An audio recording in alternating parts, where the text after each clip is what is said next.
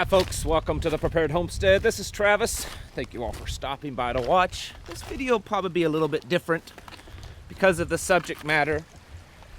I'm not quite certain yet, but if you're watching this on YouTube, you may only be watching a shorter edited version of it.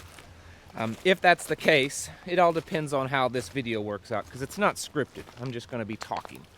The full video would be over on Rumble, and I'll certainly let you know if that's the case.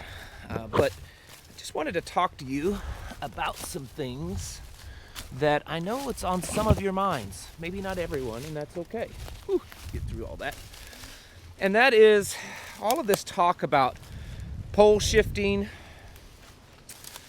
the talk about, an ice age, and oh man, just that whole subject, right? I know that some of you, like myself, have probably been following a lot of these theories for many years. I know I have, and are curious to what is actually going on and how are we supposed to prepare for it if it's something that we should prepare for at all. And so I thought I would talk about it for a few minutes. I am not a scientist at all. I have no deep knowledge and understanding of this subject. And I know it's controversial. I'm sure that just me addressing this tree looks to be a pretty good one to sit down on. I know just me addressing it is probably going to, start some controversy here on the channel, and that's fine. Because that's one of the ways that we learn is through challenging our own ideas. So I understand that many of you believe that this kind of thing is not going to happen because the earth is something different than what most people think, and others think differently, or the age or shape or all this kind of stuff. And I just want to go over the things that I think I believe this stuff. I do. I just, how it's going to work and everything, I don't know. And I think that if we really get into this subject, we can start to find answers for all the political stuff, all the chaos and stuff that's happening in our world today. And so if you're haven't quite figured out exactly what I'm talking about, what I'm talking about is this theory that we are about ready to see a pole shift. And I'm probably not going to get into a lot of the details, the scientific details, because that's not my field of study. I mean, I'm just a complete amateur. But some of the theories involve that the North and the South Pole will shift, flip-flop. They may meet in the middle. There are theories that the Earth may wobble for a minute or come to a stop. There are theories that this could cause a mini ice age or a real ice age. There's theories that we are on a cycle as a planet and as a solar system, that we are on a cycle, and we are at the point that things change in the same way that it was 12,500 years ago when science tells us that the woolly mammoths and the mastodon and the saber-tooths and the large giant sloths and the woolly rhinos and all of those creatures died off. In fact, so much so that we have very well preserved woolly mammoths and mastodons and other creatures that were literally frozen in an instant almost, that they actually still have food in their mouth that they were chewing on, and there's food in their stomachs that's being digested. So it wasn't like that they died over a period of time or they fell into some tar pit and it consumed them. These animals were standing upright, chewing their cud, and boom, they were frozen instantly. These are things that still can't really be explained, but there's some very good theories on what's going on.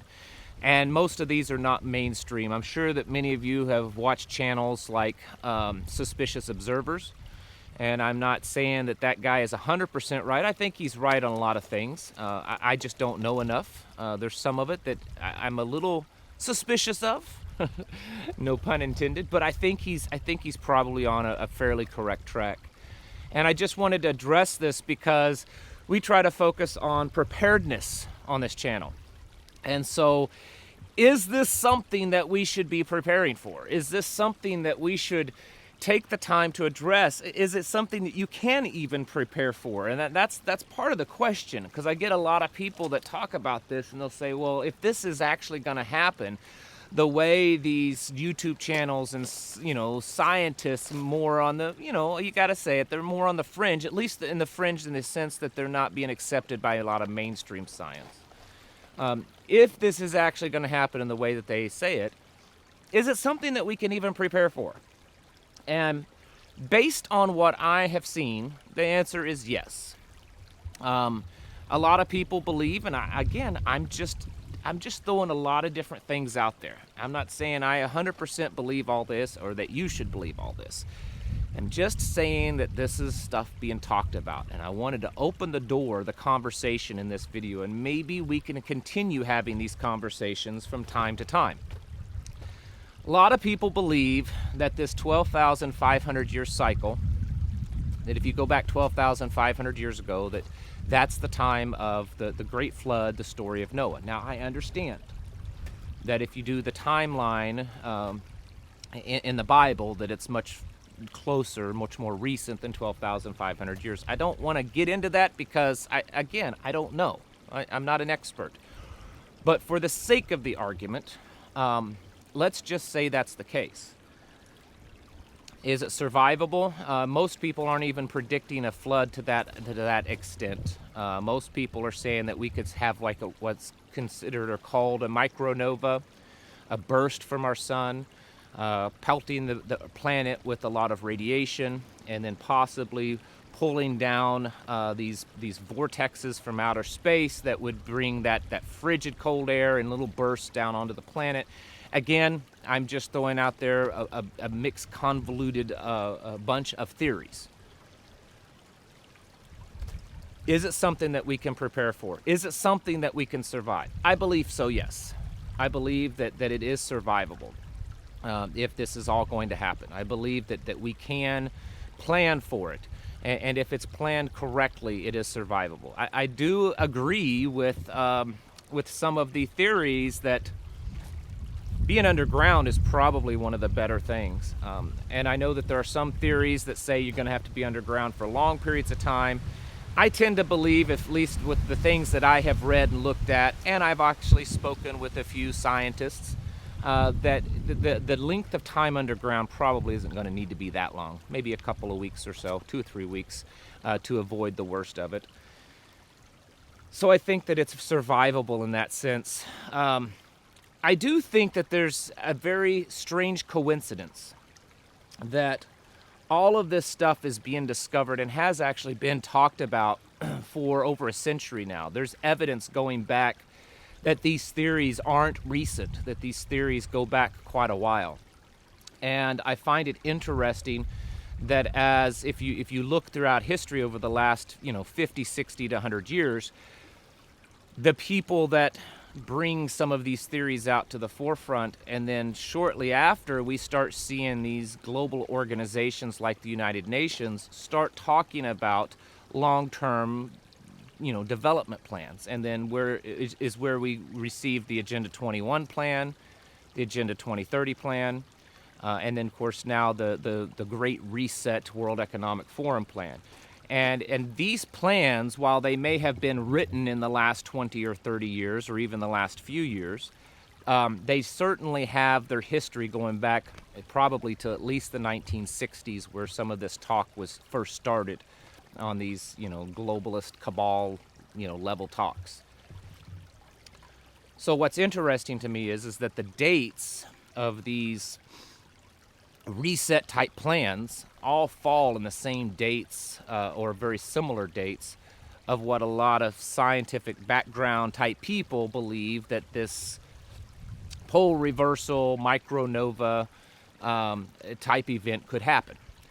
And so the theory is, and this is one that I tend to lean towards, is that what if all this stuff is correct, or at least we know something's going to happen? We may not know exactly, even the most brilliant scientific mind with the most available top secret data may not be able to 100% confirm that we know this is going to happen. But we know that we're entering a time period of great change for our solar system and our planet. And everything, all the data is pointing to it's culminating to a certain point in time, which is most likely somewhere between 2025 and 2030. If that's correct, these people that are in power could very possibly see this as a threat to their power hold on us. That if something like this happened, it could cause them to lose power. And so maybe all of these plans that they have been pushing for a few decades now, that's kind of coming to a head because they want all this stuff kind of starting to wrap up in the next 2 to 3 years. That maybe it's because they're trying to lock in their control and their power so that when this happens, the people that are left, they will still be in control of. Of course, there's a lot of connections with end-time prophecy. If you look at the book of Revelation, Isaiah, Daniel, other places, where it goes in and talks about, all these catastrophic events, deaths of plant species and animals and humans, and the sun turning, dark, and all of this kind of stuff. It does kind of line up very closely to a lot of these theories. So for some of you, I know that you're deep into this, and you probably are going to comment and tell me all the things that I've said wrong and all the different data points and stuff that I missed, and that's fine. And then there's going to be others that you have no clue or you think this is all ludicrous. I think it's well worth at least looking at for those of you that don't understand this or don't know what all this is. I think it's worth looking at because there's too many strange coincidences. And if you've watched my channel for any length of time, you'll know that I don't really believe too much in coincidences. I think that a lot of the stuff, most of the stuff that's happening in our world today is being done on purpose. It's being done out of control. And I'm not too much on believing in this random chance. And if that's the case, then it does seem kind of strange that all of these plans, that they're wanting to do it right now, this fervent push to get this stuff implemented now, this fervent push to reduce the size of the population now, because a larger population that goes out of control would be, it'd be less able for these elites, these world leaders to control, if that makes any sense. I feel like I'm rambling. Like I said, I didn't have any plan for this video. I just decided to hit the record button and start talking. From everything I've looked at, and there are various theories, there are some that show that, most of the United States is probably going to be underwater for a while, and that there are others that show a less dramatic, although, catastrophic event, but less dramatic. And I don't think I'm leaning towards the less dramatic one just because it sounds better. I've looked into the data and I've spoken with a few people that are much more knowledgeable on this subject than I am. And I think that for me personally, that seems to be the most likely scenario. And it fits a little bit better with the biblical prophecy, especially considering that the Father promised to not flood the earth again to punish people. So that one just seems to be to me a little less likely. I think that we can prepare. Basements might be okay. Someone that I was talking to has just tried to crunch some numbers, and if we are looking at a type of micronova, it's not the sun exploding, it's just the sun basically bursting off a shell. It would be like a CME, but many, many, many times more intense. We could be looking at X-rays on the planet from the sun. We could be looking at a much thinner or less protective magnetic field, allowing some of these harmful rays from the burst hitting the planet. One thing you might consider having in your prepper supplies, and it's cheap, are those special wraparound glasses that blocks all the different types of light rays. Make sure you get one that blocks them all. Being able to be underground, or at least out of the direct hit of the sun, because it's going to cause a lot of radiation on the planet very quick. And then if in fact the Earth goes through a rapid cooling period after that, because of that, air from outer space being drawn down, it could be very cold for short periods of time, or even long periods of time. And so you want to be able to prepare against that. Thermal suits, kind of like they use in the Arctic areas and Antarctic areas. Being able to go underground, caves, bunkers, storm shelters, basements, being able to insulate them as much as possible. Having food storage, and my wife and I were talking about this, that this is a scenario where emergency type food would come in handy, where it's going to store better, because even if it gets cold, it's going to be fine because it's freeze dried, and it's much easier to eat and to make than actually cooking a regular meal under these circumstances. So that might be something to consider, food like that. Heat source. Heat source is something that you want to really consider. Look at where you're living. And if you're getting into this kind of stuff, if you're learning about it, even though you may not know if everything you're looking at will actually happen, a lot of these scenarios show the northern parts of the United States, the northern parts of the northern hemisphere, could be refrozen again, kind of like in the past ice age. So maybe living further north is not the best idea. This is one of the reasons why I advocate in your seed storage, seed supplies, is making sure that your seeds are capable of growing in colder regions. Look at the type of plant it is and read them what type of zones that they grow in. And if you don't have seeds that can do multiple, get extra seeds. So, for example, let's say you live in zone 7 or zone 8 growing zone. And that's the plants that you grow. You grow plants that would grow good in those areas. And the type of crops. Well, what if all of a sudden, because of an event like this, your growing zone becomes a growing zone like a 3, okay? Or maybe a 4. Those plants that you have seeds for, they may not grow very well in a zone 3 or zone 4. And so you should probably have extra seeds set aside, stored properly, so that if a scenario like this happens, you would have plants that you could grow in a colder growing zone. And that's a very cheap way to store. I mean, cheap prep. You could probably take $20 or less and just put aside enough seeds for that kind of stuff. You wouldn't have to. You're not spending a whole lot of money. I think that this is a possible scenario. I'm not saying it's 100% certain, but like I said, all the strange coincidences that I haven't even gone into all of them, just seem to be a little too strange to be just a coincidence. This constant beating the drum of the climate change, even though that it's, so many scientists have proven over and over again that their theories of climate change, human-influenced climate change, are ridiculous.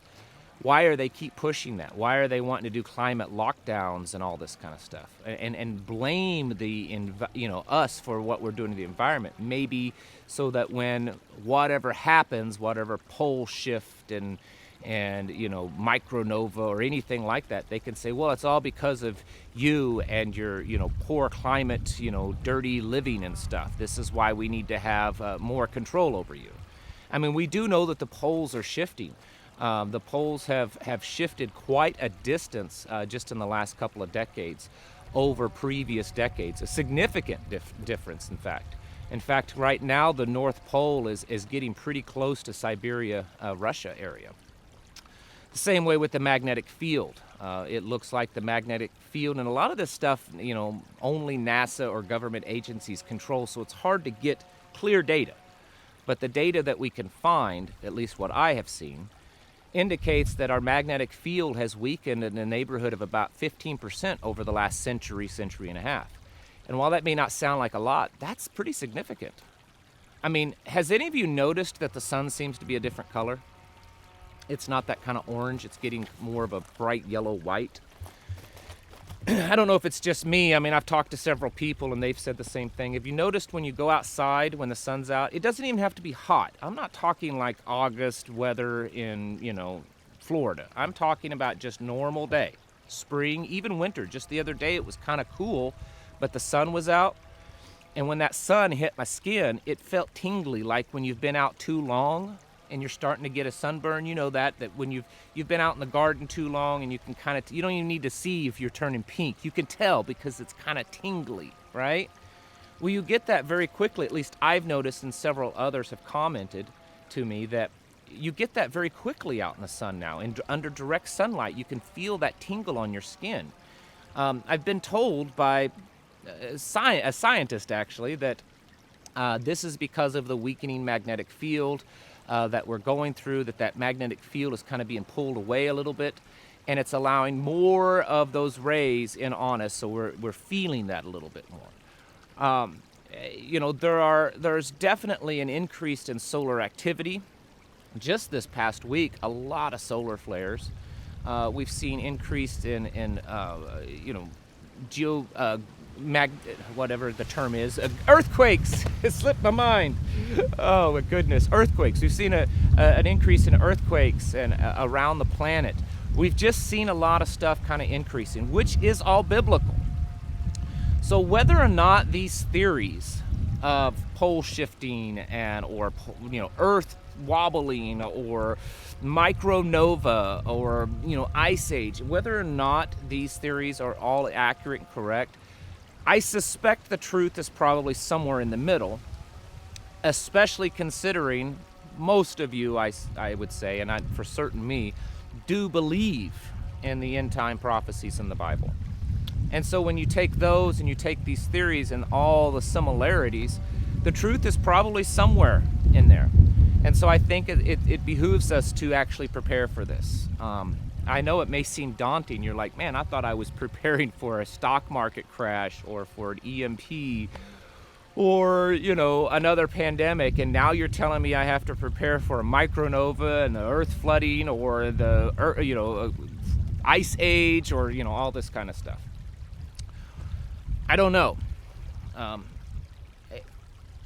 If we were talking face to face, I would say I would definitely look into it. I would definitely take the time to dig into some of these theories. And don't just believe everything you read or hear. Take the time to look at opposing theories and examine them. And then balance them with the Bible also.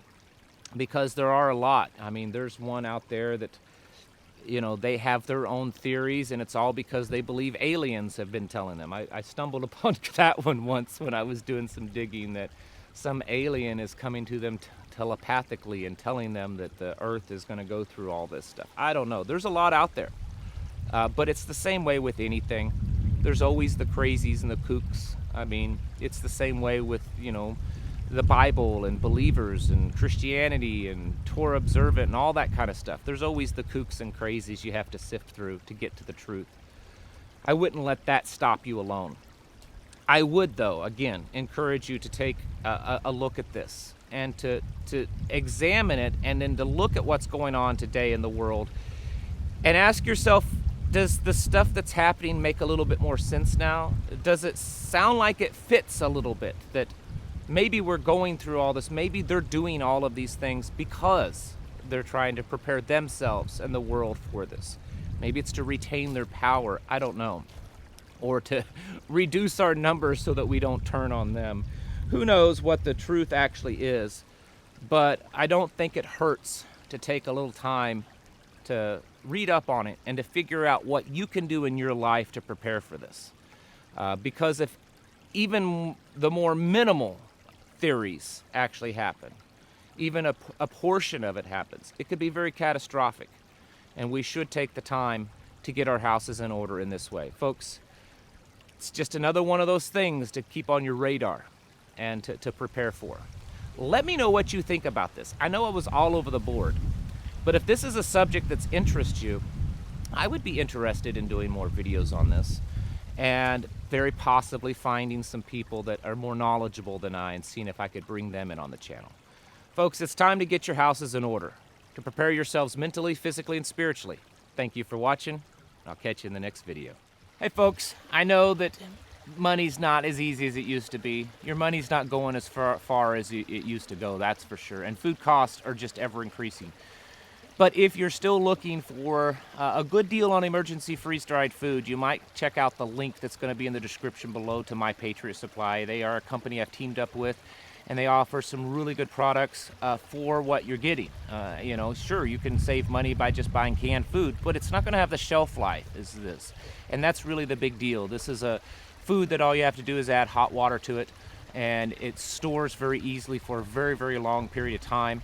It may not be everything that you need and take care of all of your food prep needs, but it doesn't hurt to have some of it. And if you're in that position that you're looking for it and looking for a good deal, check out My Patriot Supply in the link below. It helps out the channel, and part of that money also goes to our community here that we're working with, building up our little prepper community. Folks, check out the link below, My Patriot Supply. Thank you.